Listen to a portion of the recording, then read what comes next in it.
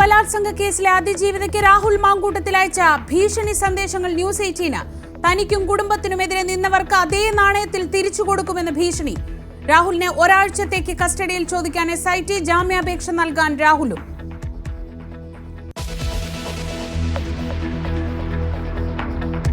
LDF ഭരണം മുന്നോട്ട് പോകരുതെന്ന ഹീനബുദ്ധിയാണ് കേന്ദ്രത്തിനെന്ന് മുഖ്യമന്ത്രി. കേരളത്തോട് കാണിക്കുന്നത് പിടിച്ചുപറി. കേന്ദ്രവിരുദ്ധ സമരത്തിൽ പങ്കെടുത്ത മന്ത്രിമാരും ജനപ്രതിനിധികളും. മോദിക്കും അമിത്ഷായ്ക്കും മുന്നിൽ ഓച്ഛാനിച്ചു നിൽക്കുന്ന മുഖ്യമന്ത്രിയെന്ന VD സതീശൻ. ജനങ്ങളെ ശ്രദ്ധ തിരിക്കാനുള്ള രാഷ്ട്രീയ തന്ത്രമെന്ന് രാജീവ് ചന്ദ്രശേഖർ.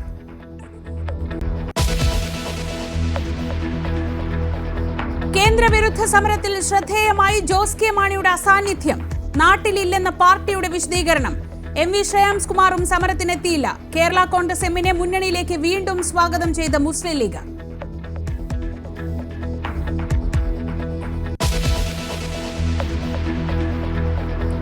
ശബരിമല സ്വർണ്ണ കവർച്ച കേസിൽ SITക്കെതിരെ ഹൈക്കോടതി.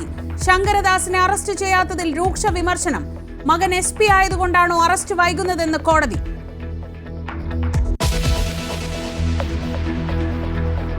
നടിയെ ആക്രമിച്ച കേസിൽ അതിജീവിതയുടെ അഭിഭാഷകയ്ക്കെതിരെ വിചാരണ കോടതി.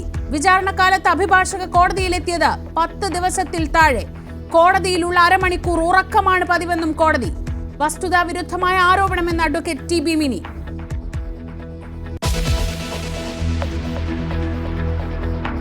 ISROയുടെ ഈ വർഷത്തെ ആദ്യ വിക്ഷേപണം പരാജയം. PSLV C-62 ലക്ഷ്യം തൊട്ടില്ല. സാങ്കേതിക പ്രശ്നമുണ്ടായത് 3ാം ഘട്ടത്തിൽ. തുടർച്ചയായി തിരിച്ചടി ISROയുടെ ചരിത്രത്തിലാദ്യം. കരൂർ ദുരന്തത്തിൽ വിജയുടെ മൊഴിയെടുത്ത് CBI. ഡൽഹിയിലെ മൊഴിയെടുക്കൽ നീണ്ടത് 5 മണിക്കൂർ. നടപടികൾ വീഡിയോയിൽ ചിത്രീകരിച്ചില്ല. ചെന്നൈയിൽ യൂണിറ്റ് ഉള്ളപ്പോൾ ഡൽഹിയിലെ ചോദ്യം ചെയ്യൽ എന്തിനെന്ന് DMK. ജനനായകൻ റിലീസ് പരിഗണിക്കാൻ സുപ്രീം കോടതി.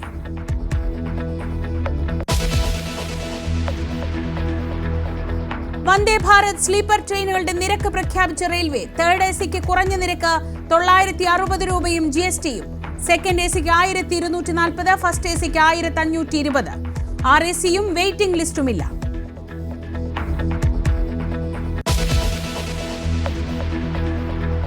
ഇറാനിൽ സർക്കാർ വിരുദ്ധ പ്രക്ഷോഭത്തിൽ മരണം 500 കടന്നു. പ്രക്ഷോഭം കൂടുതൽ മേഖലകളിലേക്ക് ഇടപെടുമെന്ന് ആവർത്തിച്ച് ട്രംപ്. അമേരിക്ക ഇടപെട്ടാൽ തിരിച്ചടിക്കുമെന്ന് ഇറാനും.